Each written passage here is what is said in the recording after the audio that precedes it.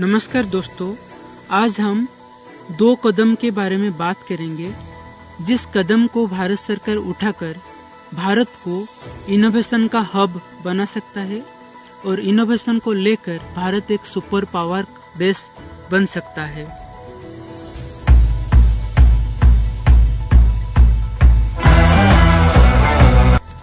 दो 2018 में मैंने एक बुक लिखा था, no side effect solutions for development in India, और वहाँ पर मैं बहुत अच्छी तरह से लिखा था कि कैसे भारत को एक इनोवेशन का हब बना सकते हैं। और उसी आइडिया को हम यहाँ पर आज बात करेंगे।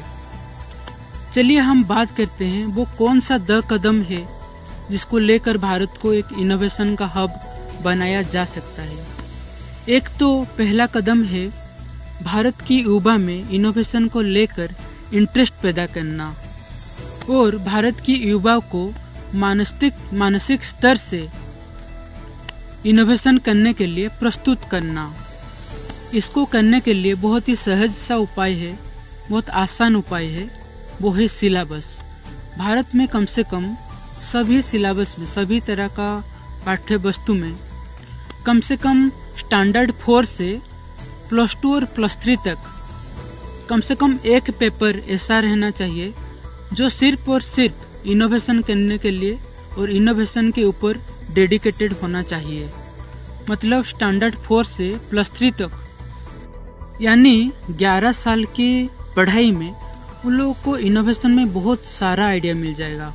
हर साल एक एक पेपर इनोवेशन के लिए।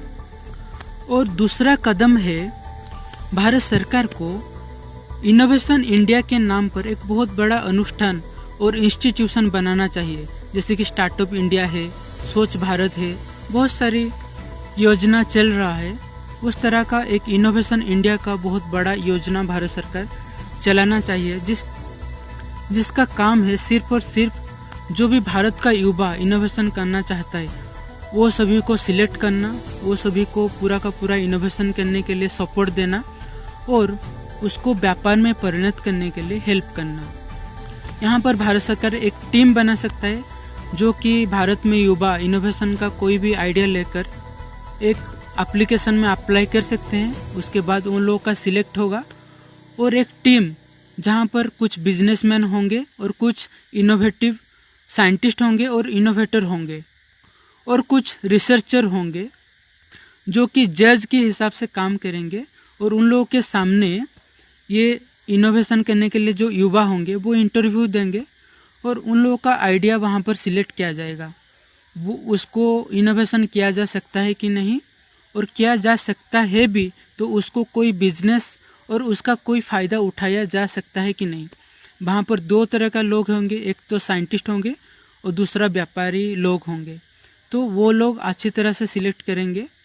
उसके बाद उन लोगों को जो भी सिलेक्ट होंगे उन लोगों को पूरा का पूरा पृष्ठभूमि और पूरा का पूरा सभी तरह का व्यवस्था उन लोगों को दे देना चाहिए।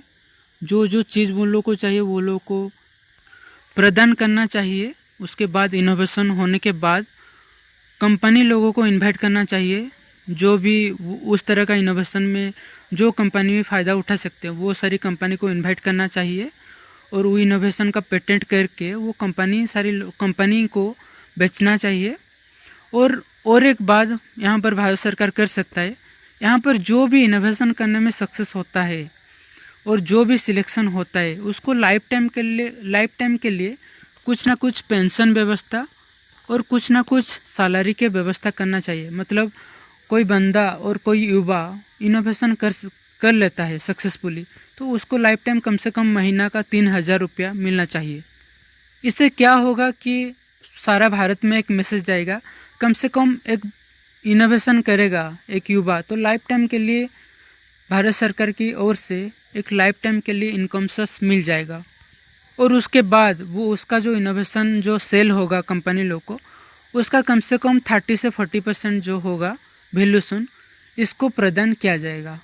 ये सब कंडीशन होगा तो भारत के युवा भी बहुत सारी इंटरेस्ट देंगे इनोवेशन करने के लिए। और एक इनोवेशन का माहौल बनने के बाद भारत के युवा बहुत बड़ा बड़ा इनोवेशन करेंगे।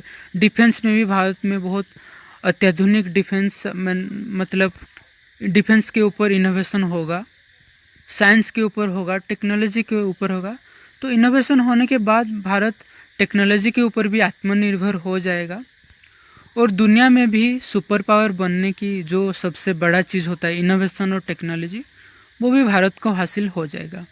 तो यहीं पर हम रुकते हैं, फिर से हम आएंगे कुछ नया प्रॉब्लम के साथ और कुछ नया सलूशन के साथ। धन्यवाद।